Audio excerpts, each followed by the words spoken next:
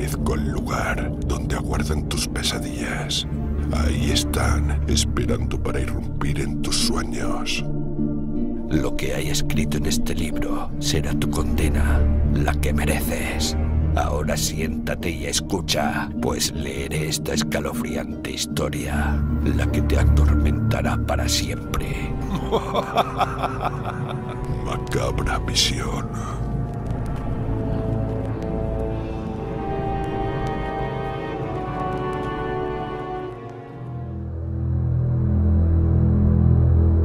El clérigo malvado.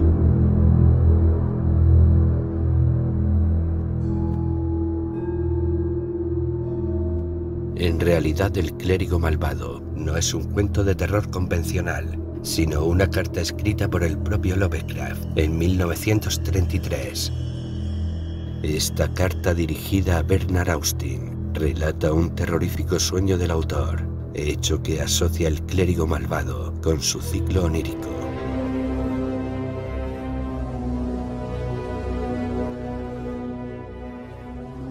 Un hombre grave que parecía inteligente, con ropa discreta y barba gris, me hizo pasar a la habitación del ático y me habló en estos términos. Sí, aquí vivió él, pero le aconsejo que no toque nada. Su curiosidad lo vuelve irresponsable. Nosotros jamás subimos aquí de noche, y si lo conservamos todo tal cual está, es solo por su testamento. Ya sabe lo que hizo. Esa abominable sociedad se hizo cargo de todo al final, y no sabemos dónde está enterrado. Ni siquiera la ley logró llegar hasta esa sociedad.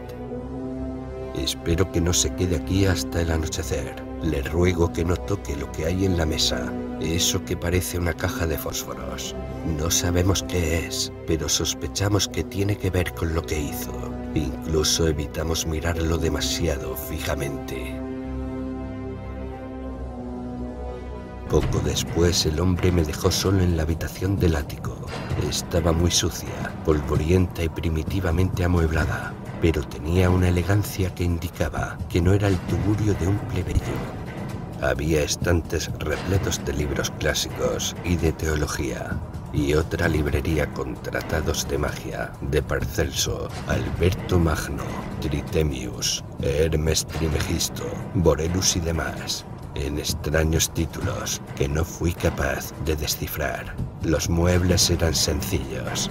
Había una puerta, pero daba acceso tan solo a un armario empotrado.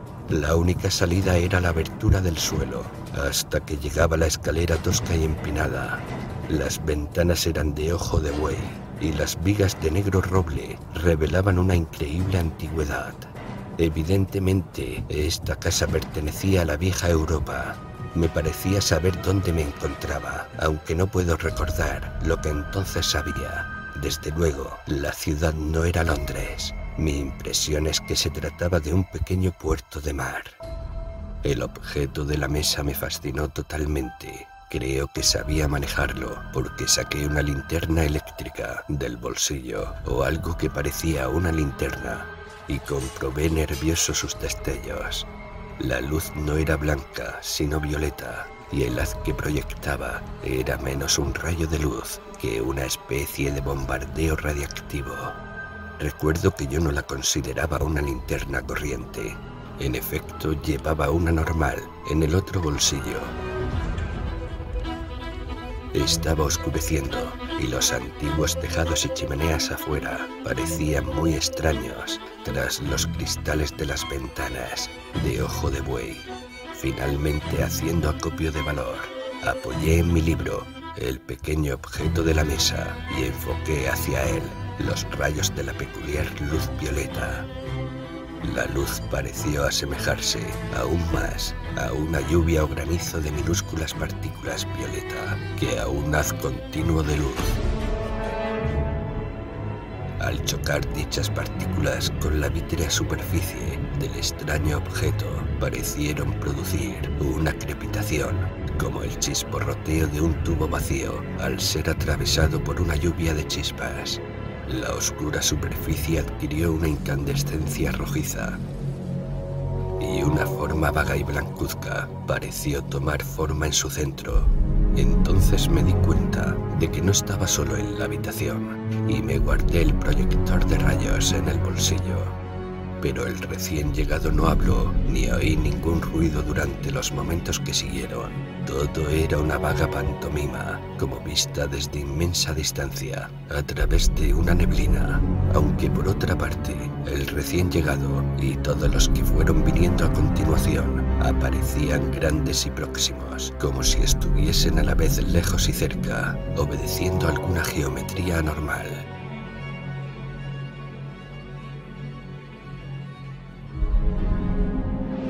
El recién llegado era un hombre flaco y moreno, de estatura media, vestido con un traje clerical de la iglesia anglicana. Aparentaba unos 30 años y tenía la tez cetrina, olivácea, y un rostro agradable, pero su frente era anormalmente alta.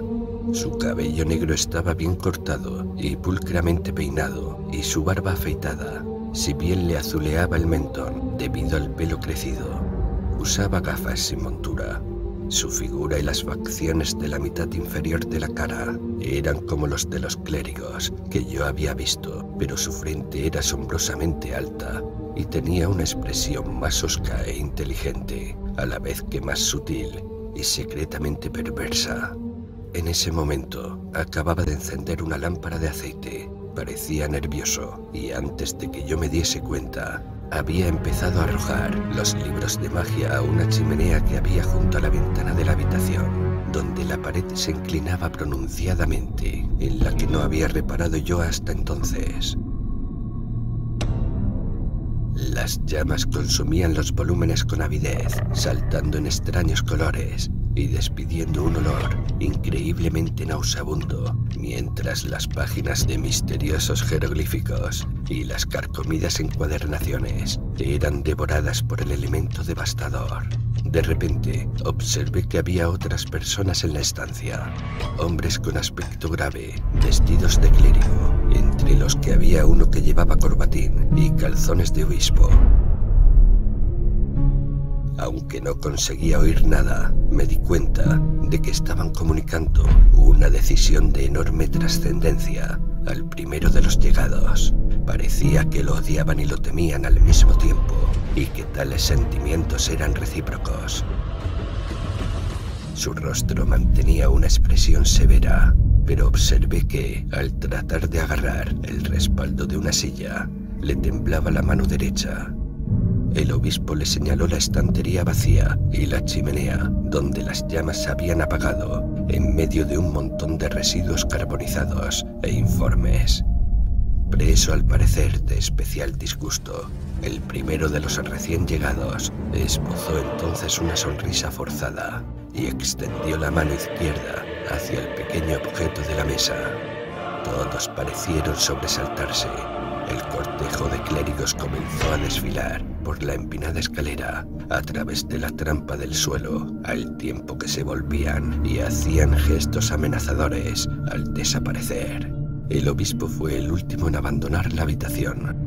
El que había llegado primero fue a un armario del fondo y sacó un rollo de cuerda, subió a una silla, ató un extremo a un gancho que colgaba de la gran viga central y empezó a hacer un nudo corredizo en el otro extremo. Comprendiendo que se iba a ahorcar, corrí con la idea de evitarlo. Entonces me vio, suspendió los preparativos y miró con una especie de triunfo que me desconcertó y me llenó de inquietud. Descendió lentamente de la silla y empezó a avanzar hacia mí con una sonrisa claramente lobuna en su rostro oscuro de delgados labios. Sentí que me encontraba en un peligro mortal y saqué el extraño proyector de rayos como arma de defensa. No sé por qué, pensé que me sería de ayuda. Se lo enfoqué de lleno a la cara y vi inflamarse sus facciones cetrinas con una luz violeta primero y luego rosada. Su expresión de exultación lobuna empezó a dejar paso a otra de profundo temor, aunque no llegó a borrársele enteramente. Se detuvo en seco y, agitando los brazos violentamente en el aire, empezó a retroceder tambaleante. Vi que se acercaba a la abertura del suelo y grité para prevenirlo, pero no me oyó. Un instante después, trastabilló hacia atrás, cayó por la abertura y desapareció de mi vista. Me costó avanzar hasta la trampilla de la escalera, pero al llegar descubrí que no había ningún cuerpo aplastado en el piso de abajo. En vez de eso, me llegó el rumor de gentes que subían con linternas. Se había roto el momento de silencio fantasmal y otra vez oía ruidos y veía figuras normalmente tridimensionales. Era evidente que algo había atraído a la multitud a este lugar. ¿Acaso se había producido algún ruido que yo no había escuchado? A continuación, los dos hombres que iban a la cabeza me vieron de lejos y se quedaron paralizados. Uno de ellos gritó de forma atronadora: ¿Con qué eres tú? ¿Otra vez? Entonces dieron media vuelta y huyeron frenéticamente, todos menos uno. Cuando la multitud hubo desaparecido, vi al hombre grave, de barba gris, que me había traído a este lugar, de pie, solo, con una linterna. Me miraba boquiabierto, fascinado, pero no con temor. Luego empezó a subir la escalera y se reunió conmigo en el ático, y entonces dijo: «Así que no ha dejado eso en paz. Lo siento, sé lo que ha pasado. Ya ocurrió en otra ocasión, pero el hombre se asustó y se pegó un tiro. No debía haberle hecho volver. Usted sabe qué es lo que él quiere, pero no debe asustarse como se asustó el otro. Le ha sucedido algo muy extraño y terrible, aunque no hasta el extremo de dañarle la mente y la personalidad. Si conserva la sangre fría y acepta la necesidad de efectuar ciertos cambios en su vida, podrá seguir gozando de la existencia y de los frutos de su saber. Pero no puede vivir aquí, y no creo que desee regresar a Londres. Mi consejo es que se vaya usted a Estados Unidos. No debe volver a tocar ese objeto. Ahora ya nada puede ser como antes. El hacer o invocar cualquier cosa no serviría sino para empeorar la situación. No ha salido usted tan mal parado como habría podido ocurrir, pero tiene que irse de aquí inmediatamente y establecerse en otra parte. ¿Puede usted dar gracias al cielo de que no haya sido más grave? Se lo explicaré con la mayor franqueza posible. Se ha operado cierto cambio en su aspecto personal. Es algo que él siempre provoca. Pero en un país nuevo, usted puede acostumbrarse a ese cambio. Allí, en el otro extremo de la habitación, hay un espejo. Se lo traeré. Va a sufrir una fuerte impresión, aunque no será nada repulsivo. Me eché a temblar dominado por un miedo mortal. El hombre barbado casi tuvo que sostenerme mientras me acompañaba hasta el espejo con una débil lámpara en la mano. Y lo que vi en el espejo fue esto: un hombre flaco y moreno, de estatura media y vestido con un traje clerical de la iglesia anglicana, de unos 30 años, y con unos lentes sin montura y aros de acero, cuyos cristales brillaban bajo su frente cetrina, olivácea, anormalmente alta. Era aquel individuo silencioso que había llegado primero y había quemado los libros. Durante el resto de mi vida, físicamente, yo iba a ser ese hombre.